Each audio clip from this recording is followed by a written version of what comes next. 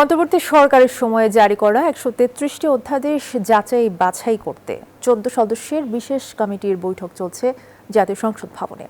এতে সভাপতিত্ব করছেন জয়নাল আবেদীন।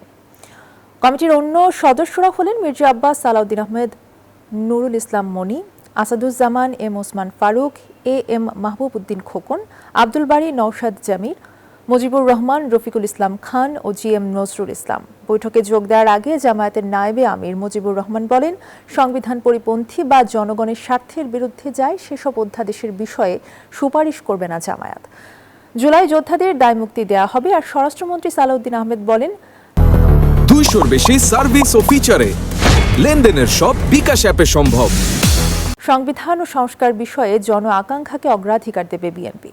জুলাইয়ের গণ অভ্যুত্থানে, ছাত্র গণ অভ্যুত্থানের আকাঙ্ক্ষা, এগুলোকে ধারণ করব। যেমন কিছু অধ্যাদেশ আছে, এখানে জুলাই যোদ্ধাদের তাদেরকে সেই নামে অভিহিত করা হয়েছে। গণ অভ্যুত্থানে যারা নেতৃত্ব দিয়েছে, অংশগ্রহণ করেছে, সেই বিষয়ে ইনডেমনিটি দেওয়ার একটা বিষয় অধ্যাদেশ আছে। যেমন এইগুলোকে আমরা গ্রহণ করব। আমাদের একটা আইনগত বাধ্যবাধকতা 30 দিন, আমরা সেই বাধ্যবাধকতার মধ্যেই থাকব। আমরা সাংবিধানিকভাবে এগিয়ে যাব।